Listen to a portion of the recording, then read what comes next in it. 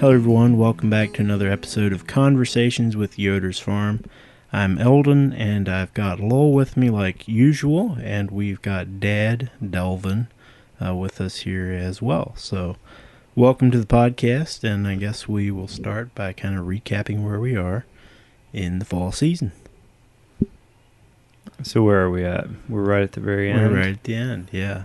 We talked quite a bit. Well, we recorded about a week or two ago, and that felt a little more like the mid-season, right? We're right here at the very end, and it's overall it's been a pretty good season. I think we touched on that some last time. We talked about weather. How it was very, very hot, and then it's pretty much been fall ever since. Yeah. And fall continues as it does. As it does. Yeah. Probably trending colder, though. We've had a bit of scattered frost now, a couple mornings. And, pumpkin season definitely winding down, judging by the lack of pumpkins in our field. That would be a good way to judge it, I guess. Yeah. So, Dad, how has the season been from your perspective? Well, it's, as you said, we're almost to the end here, and it has been fairly exhausting. This is a very involved way to farm. We enjoy it, though, and, of course, we enjoy being through it and moving into a little quieter season of the year. Been a good season, though, and weather has a lot to do with that, and we've been blessed with many, many people coming out to the farm. That's been really encouraging and gives us some anticipation towards the future. And if they wouldn't come, we would just quit. So there's that. Yeah, like we say other times, we're very aware of how much what we do is because of the people who allow us to do it by coming out here and going through our corn maze, buying pumpkins, picking strawberries, or whatever. Doing things that might to us start to seem fairly mundane because we live here, we see this stuff every day, but it's good for us to kind of see the farm through new eyes as we have new folks on the farm. All right, well, should we kind of transition into talking about agritourism a little bit and maybe how we got here? Or have we talked about that maybe some? Oh, we probably have in one of the first episodes. I think we talked about how we're a transitioning dairy, I guess are we a transitioning dairy farm, or have we transitioned? I'm not sure. We've come pretty close to transitioning. Almost transitioned. We have fewer and fewer of the dairy replacement heifers here on our farm, and actually the last few days we've had our first little black baby Angus calves born on the farm, so I guess we have come full circle. Yeah, which Angus, for those that don't know, is kind of a beef breed, not the traditional Holstein dairy animals that we have had. Yeah. As I look back on agritourism and how we got to where we are now, wasn't all like a journey we planned from the beginning and have ended up there. It sort of happened probably back in the beginning. My dad, Ernest Yoder, started growing tomatoes when he turned 70 years old. And that got him into retail sales as neighbors came by and picked some up, and that's how we started to think about people visiting and coming to the farm, and of course several of us have had several ideas. The strawberry picking in the spring was a next step, and then corn maze came later, and as kind of just 1 year at a time has changed and morphed into what you see of Yoders Farm today. Yeah, I definitely had quite modest beginnings. Actually, we're still pretty modest. It's really not as that huge. We're a small family farm, but yeah, it's kind of interesting to think about, numbers of people. The first day we opened for strawberries, pick your own strawberries. I mean, I don't know how many cars we had, but it was precious few. And yeah, actually, I do remember coming that day at the end of the day, it's like, man, this is not going to work. Yeah. We need people. Yeah. But you got to start somewhere, and we had hardly any name recognition, and through, I guess, some advertising that we've done and a lot of word of mouth, the name recognition has grown a lot over the last number of years. Yeah, the big thing there I would just mention is our customers. Yesterday I was looking through Facebook comments and seeing people recommend Yoders Farm as a place to bring your children to go through on corn an maze. unrelated page. Yeah, it wasn't our completely page. unrelated. Yeah. Mm-hmm. Anyway, it's because of folks like that the word continues to spread, and occasional advertising, I guess, some too. But yeah. The other factor, or another factor, is just our little niche in history. The timing of all this. Don't believe the agritourism on this level would have worked 50 years ago, for sure. Maybe not 25. So happens, we're close to Lynchburg, Virginia, a very family-friendly town. And families, generally, folks are interested in teaching their children some life facts, and that food actually comes from farms seems to strike a chord with folks, and they're happy to come out here and show the children that you can actually pick a berry and eat it, and you can go to a patch and pick your pumpkin and kind of see its beginnings and endings. Along with that, we do quite a few field trips in the fall, kind of a little bit of a different structure. I mean, you're dealing with very young children, but a lot of exactly what you said.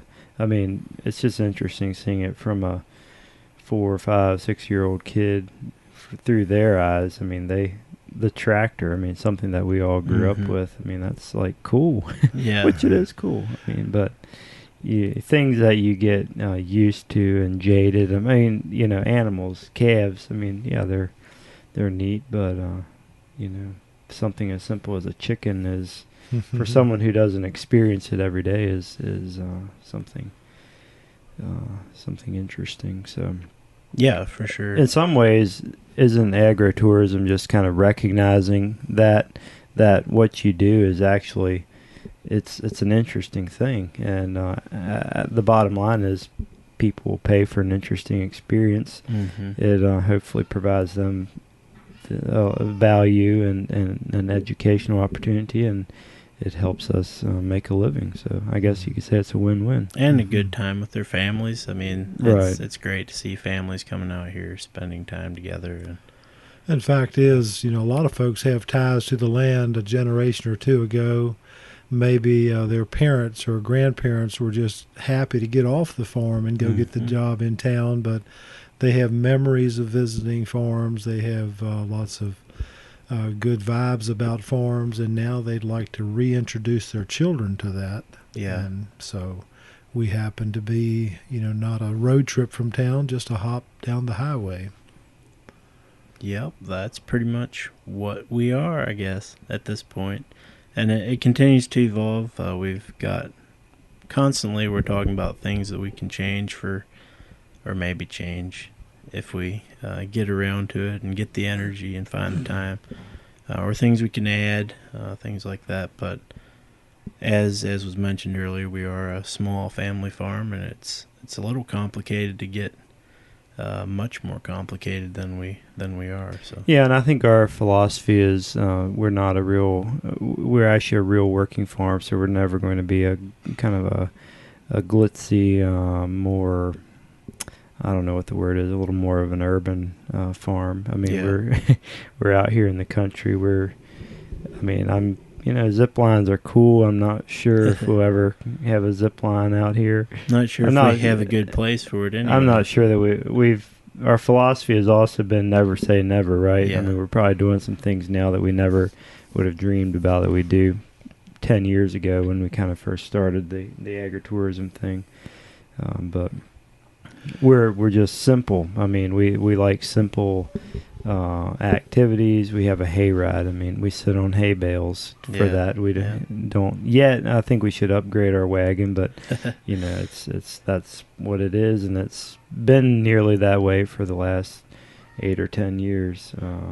We have a corn pit. It's a pit of corn for kids to play in. Nothing against bouncy houses and other things, but I guess we're just looking for.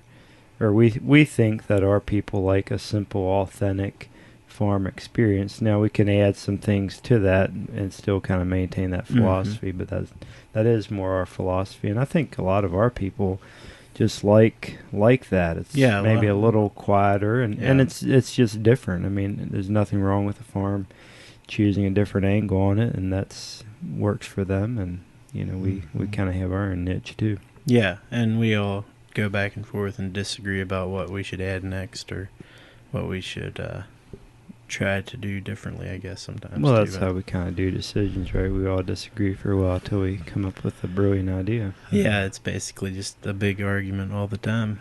Not quite. and philosophically, along with simple fitting us well, we've up to this point we've chosen not to charge admittance to the farm.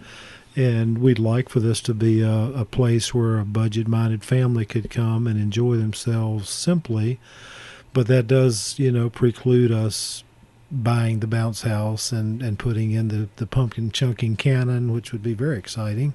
So we're going to add some. Let me just jump in there. Don't name too many things because who knows what we're going to add in the future. True. I've always thought of pumpkin. But we've got, we got ideas that we can do a few things along, not add to the cost, and maybe via sponsorships or other ideas that we have. Maybe we can, keep growing this and keep it simple and inexpensive. And manageable. That's important. At the end of the day, that's kind of the bottom line, too. Yeah, and I guess I'm always on this side of things, but we do provide value for folks. So while we do want to keep it budget-friendly, it is nice when folks actually buy something or do spend some money here. And most people do. Yeah, most folks appreciate being able to get on the farm and play some activities, climb on our boat, and play in the corn pit without paying just for that. And then they feel free to buy a milkshake at the snack shack or pick up several pumpkins instead of just one, maybe. Yeah, I guess it goes back to the age-old thing of we kind of think you should pay for what you want to do versus pay and figure it out later, I guess, or something. Anyway, that's where we are at this point. So, just thinking about the season in general, we talked about agritourism. What are the biggest differences, say, between this year and last year from you guys' perspective? One thing we had was quite a range of temperatures. When we started off, we were in the upper 90s, I believe, the first week or so, pretty often. Made for a lot of extra work with moving product from the tent back to our storeroom. And obviously folks don't really care for a long hike over 10 acres in the maize when it's that temperature. 11 acres. 11 acres. For the record. So that was a kind of a slow start, but then the weather turned and folks did come out in good numbers, and it's been a very pleasant. The latter half has been quite probably even nice. more than half. I mean, we had the hot spell was the first week of October, and then I think it not break for that first weekend. So we've had at least 4 pretty fall-like. Maybe that's the biggest thing is just the weather has been very nice. But I don't think we actually had I know we didn't have a total rain out last year. I guess we did have a partial weekend maybe where it rained out. I don't know. Folks seem pretty responsive to. This year we were open Tuesday through Thursday evenings. That's true. Yeah, and I think folks paid attention to the weather and to our schedule and came out when it worked weather-wise. Mm-hmm. I think that was we did helpful. have a lot of really pretty days. It was Tuesday through Thursday time frames. Maybe October in general has just been a little drier this year. Although we have, I still think that sometimes people kind of get a narrative that like last year was wet, and so that's kind of stuck in their minds, and maybe even if it wasn't quite as wet, it still might affect the activities they choose to do. We did have folks losing shoes in some muddy spots in the corn maze last year. Hasn't happened this year. It's been much, much drier. Yeah, in the design phase, I did move one of the critical points of the maze, I guess, away from a particularly bad spot where it was last year. Low spot, you're saying? Yeah, low, bad. There was a lot of water there, so ended up being kind of a mess at the decision point, we call it, where you can... You're talking last year again. That's right, yeah.